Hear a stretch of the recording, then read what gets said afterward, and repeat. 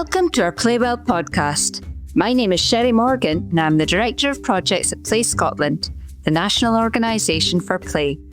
Today our Chief Executive Officer, Marguerite Hunter-Blair, speaks to Dannielle Don, who is a youth development worker with the MAXwell Centre in Dundee.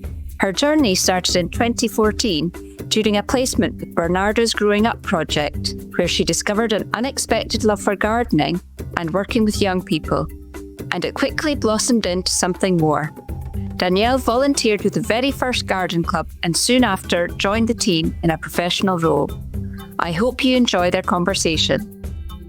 Good morning and welcome, Dannielle Don, to the Play Scotland Playwell podcast series. We're absolutely delighted to be speaking to you today, and we're going to focus our attention on this wonderful project that you're involved with called the MAXwell Centre. So would you like to tell us about how you got involved with the MAXwell Centre? Good morning. It's lovely to be chatting to you. The MAXwell Centre is my favourite thing to talk about, so this should be fun. I studied food and nutrition at university 12 years ago.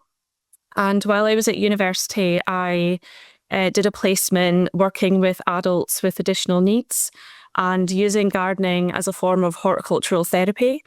I was just at the right place at the right time. The MAXwell Centre was just being built. We are a community centre, but at the time our community garden was being developed. So I came up with my tutor and had a look at the garden and managed to get a volunteering position.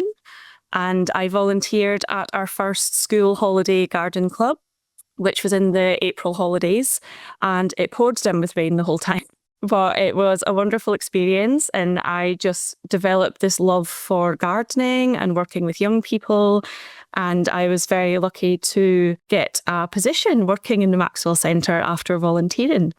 That sounds fantastic. And it's so lovely to start volunteering somewhere and realise this is where the passion lies. So is this a project that works across all the age ranges, or is it particularly for young people? The MAXwell Centre itself is very varied, all ages. So we have our community centre that does arts and craft groups. We have gardening groups as well. We have support groups. We have job clubs. We have everything you would think of for a typical community centre. And our community garden, it's all ages, from nursery all the way up to our oldest volunteer is 92. Literally everyone in between. So you're volunteering and now working at the MAXwell Centre. And I know that you then reach out and have connections with other projects in Dundee as well. We spoke recently with Rod and Suzanne about the Toadstool Trail. Yeah. So what other projects then do you get involved in? We are very much, I think Dundee is quite unique in the way it works, that we all sort of work together. It's not very competitive. We're all, it's a really good network of different organisations. So we work a lot with Scrap Antics. A lot of the work we do with the kids, we are obviously really passionate about reduce, reuse, recycle. So we buy a lot of our supplies from there. We're also part of a Changemakers project. So we work a lot with transition as well. They have like a community wardrobe and a community fridge. So we're all a really good team, I think, all working together and helping each other and filling in the gaps where the gaps need filled. Yeah. So I've heard of community gardens, but I haven't heard of community fridges and wardrobes. So what does that look like in practice? At the MAXwell Centre itself, we have a community cupboard. So that's pretty much, we get funding from the council to give us food, and we put that in the cupboard, and anyone could come along and take food from the cupboard. There's no barriers to participating. You don't need to sign up. You could just pop in, pick up 4 items that you need, and then go on your way. So it's a really fantastic initiative. Yeah. That sounds fantastic. Very inclusive. And as you say, it ticks all those boxes in terms of supporting local community food and maybe addressing food hunger. Absolutely. That fact that there's no means testing is for everyone is very inclusive. And then it meets all those sustainable goals as well, doesn't it? Yeah. About reusing and using food before it goes out of date. So it stops a lot of waste. Yeah. That sounds great. And what has your role been then in the Toadstool Trail? Were you involved with that too? Yes, so the Toadstool Trail, I met Suzanne and Rod in the garden one day. Just by chance, they had came to visit and they were just in awe at our community garden, and they were talking about the Toadstool Trail they'd done in the Botanic Gardens. And they said, would you be interested in having a Toadstool Trail here? And of course, I said 100% yes.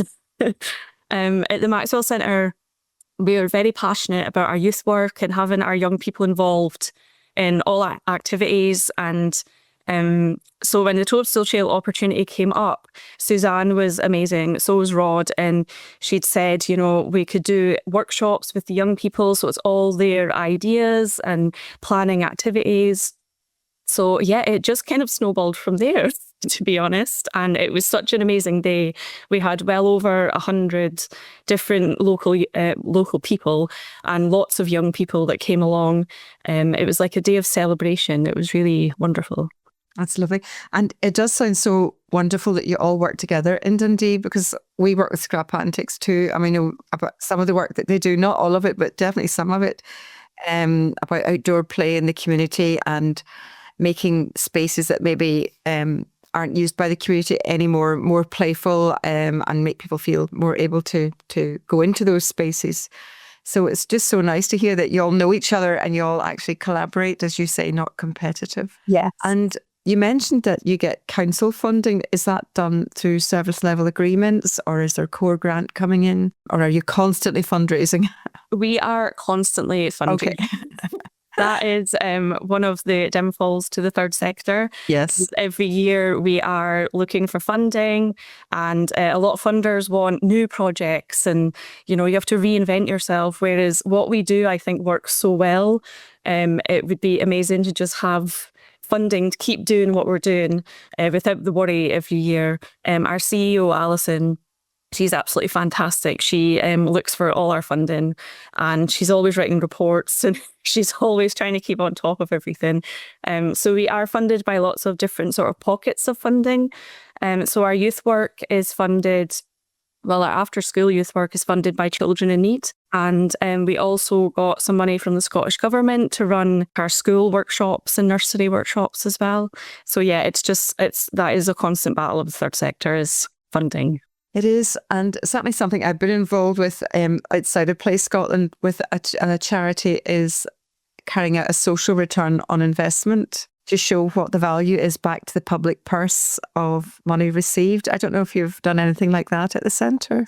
We've not really, and we're always really conscious that a lot of the work we do is saving the council money. We are in really high demand, so we are covering a lot of bases, even working with the schools as well. We do a lot of work in the schools, so lots of schools these days have the green space, but they don't really know where to start with developing it and planting and getting kids outdoors. So we feel like we're kind of filling that gap a little bit. So yeah, it's really important what we do. I think it is. And it's important that local authorities recognise what you're doing for them. I know they can't always invest as much as they would like in it, but it does present or represent a significant investment, not just here and now, but obviously in the future for young people's lives and getting them opportunities. Absolutely. Would you like to tell us more then about the youth work that you do?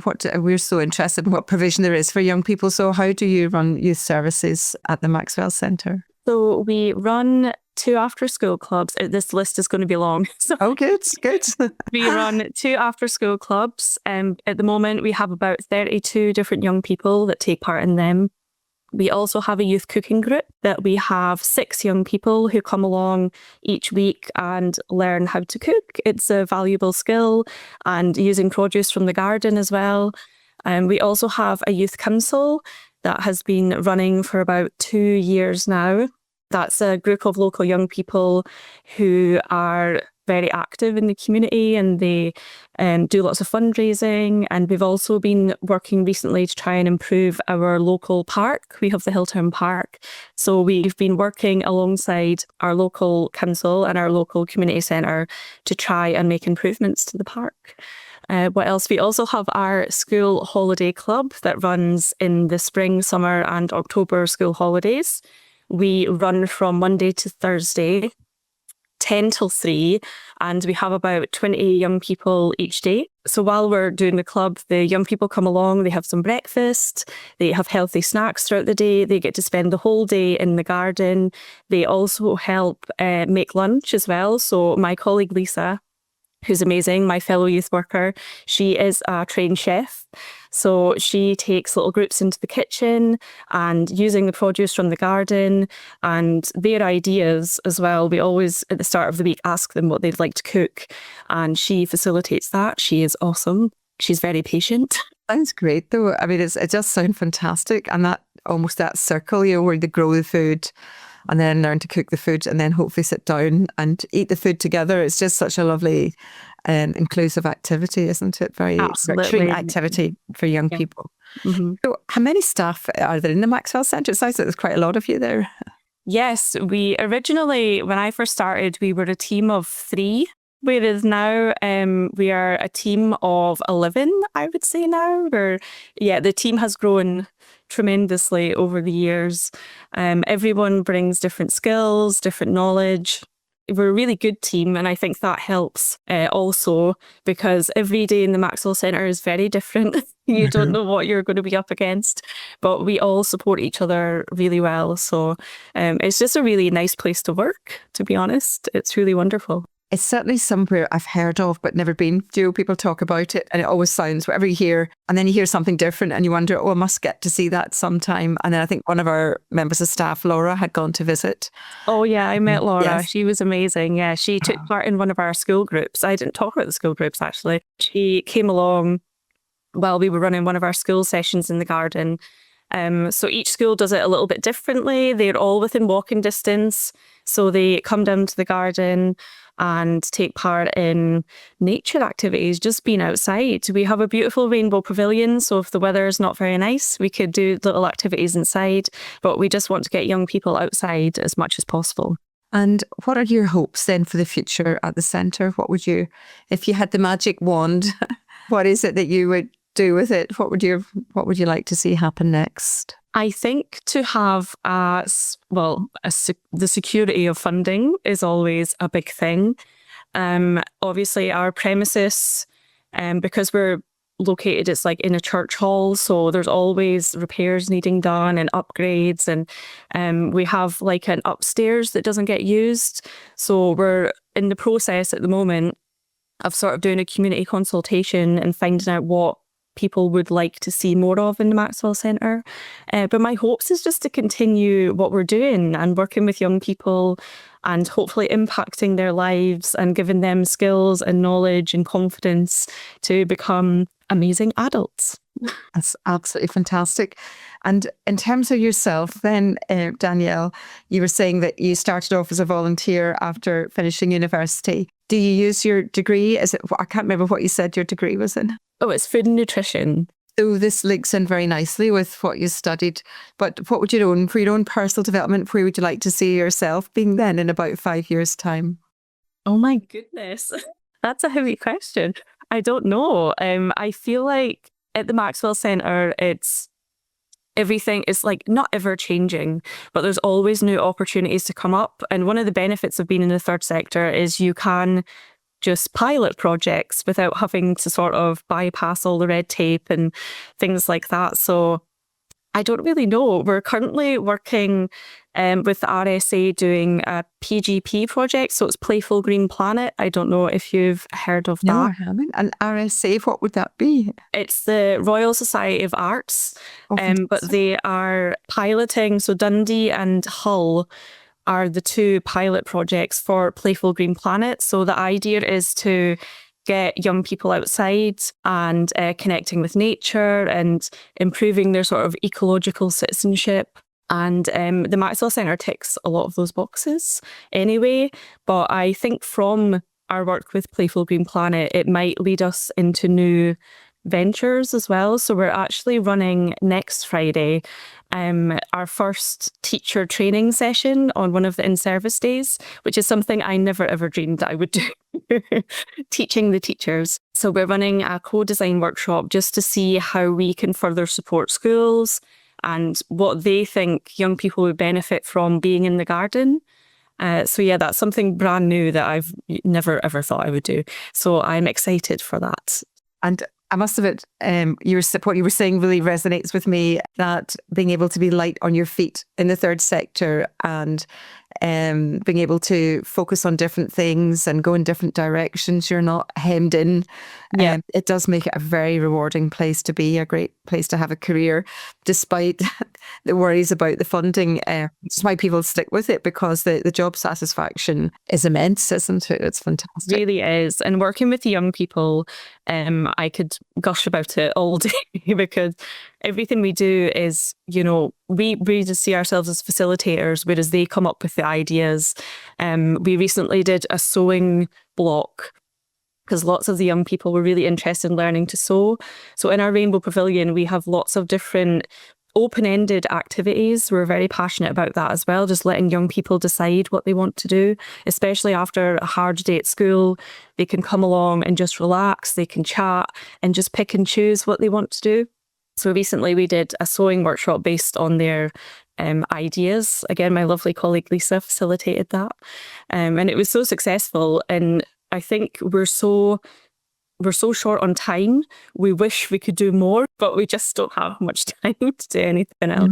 I think it is that thing about not enough time, but you're also very rich in ideas, enthusiasm and talents from the sounds of it. And I think you need to have all of those things, don't you?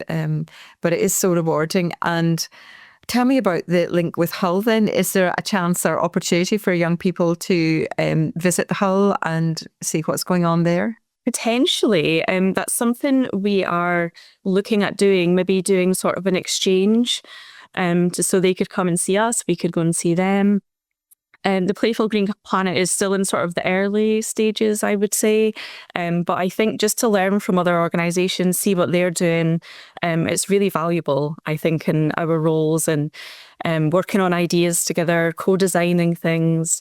It's such a fantastic opportunity. So that would be the dream. I think the fact you're both coastal communities and albeit on different coasts, it just sounds very interesting to see the different approaches to that. And that's fantastic. And just, I suppose, just linking with what's been happening recently with the film coming out from David Attenborough about the sea, and the future of the sea and how important it is to the future of the planet. Really. Yeah, we're based in the hill town.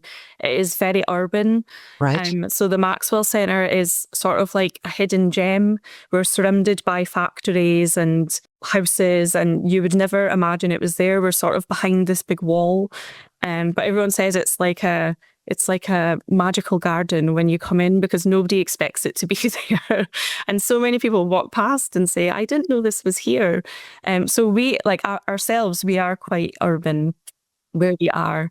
But yeah, definitely the coastal impact is so important. And we just try and use the garden to find ways to talk about what's happening in a really sort of subtle way. We don't really push anything, but I think that's sometimes when you have the best conversations, especially with young people. We could be weeding in the garden or looking at a bumblebee on a flower, and it just opens up this broader conversation. So yeah, it is magical. It does. It sounds magical. And it reminds me again of the Children's Wood in Glasgow, which you wouldn't know was there if you didn't know it was there, kind of thing. Yeah. And it's actually tucked behind the very smart Botanic Gardens. Oh, but wow. in between there and Maryhill, which is an area of significant challenge in Glasgow as well. So Absolutely. It's just interesting. And again, although we associate Glasgow with green spaces and the river, the way it's tucked in there and up into Maryhill, you wouldn't know, you wouldn't realise how important it is to have projects that interest young people, not just, people say sometimes, we need things for them to do, as if they were a monolithic block that you just had to give them things to do. But it isn't. You're trying to nurture and support their creativity and curiosity and imagination and find things that they want to do and can explore and see if they're good at, and do they want to continue or do something different. Absolutely. That is hit the nail on the head with how we kind of roll. We have a saying of, we'll make a plan, but it never goes to plan. Because the young people have a different plan. And like you said, they're all so different and they all have different skills and talents. And we just try and nurture what they want to do. Absolutely. I do love that phrase. We make a plan that never goes to plan. Never goes to plan. Yeah. I'm sure a lot of us can relate to that. Yeah. So Dannielle, it sounds like there's a lot of work for you all to do at the centre, and I just wondered if you had any volunteer input. You said you started as a volunteer yourself. Are there volunteers still coming through that door? Yes, absolutely. We have a core group of volunteers who work in the centre. We have gardening volunteers. Our garden wouldn't be nearly as beautiful without all the hard work of our gardening volunteers. They come in twice a week to look after the garden. And they also get their lunch as well. So it's a real community spirit at the MAXwell Centre. We also have youth volunteers who come along. We found that we do get a lot of young people from quite a young age, maybe like primary 1, primary 2, and they just stay with us. They don't want to leave. So when they were going into high school, we found that we kind of lost them a little bit because high school is so busy and their priorities completely change. So we developed like a youth volunteering program. So those young people who had came to the after school clubs or came to our holiday clubs can now volunteer and help with the younger children who come to the garden. So we've seen some amazing things from our youth volunteers, and they keep coming every week. We have a waiting list for our after school clubs and our gardening clubs because when young people come, they just don't want to leave. So we try and hang on to them as long as we possibly can. And some of them are sort of turning 16, 17 now. So the hope is that we can even give them like a sessional worker role, maybe over the summer. That would be amazing. So that's definitely in the pipeline, I would say. Sounds absolutely fantastic and reminds me of the Peak project in Glasgow. Because I think Michaela, who's now the CEO, started off as a volunteer. In fact, she didn't. She started off coming to the clubs originally and became a volunteer. So it's just lovely to see those circles. Absolutely. Throughout Scotland. It's just fantastic. So it's so uplifting to hear about it. And we honestly wish you absolutely every success with the project. I'm absolutely determined to get myself up there. Yes. Summer when the garden's at its best. Yeah, the weather's been beautiful the past few weeks as well. It's just been too good to be true. Putting sun cream on every day, it's unheard of. I know, but so good. And what happens then in the winter time when the garden is all dormant? What do you do with the young people then? So we run all year round. We find that a lot of the schools and nurseries are very surprised that we keep running because, like you said, there's not a lot to do in the garden. I always tell the young people the garden's gone to sleep in the winter time. But we just do lots of sort of planning what they want to grow the next season. We do lots of arts and crafts, just playing for our after school clubs. I mean, young people, they don't mind the weather or the cold, really. So they're outside in all weathers. Last winter, one of our youth volunteers actually set up outside like a shadow puppet show. So she was telling like stories just against one of our walls. So we find if you give young people the resources, and sometimes you don't even need to give them the resources, that they will just find a way to make it work. Yeah, it's just awesome. I know. It's absolutely inspirational as well. Dannielle, thank you so much for sharing your journey with us and the fantastic work that you're involved in. And we wish you absolutely every success for the future. Thank you.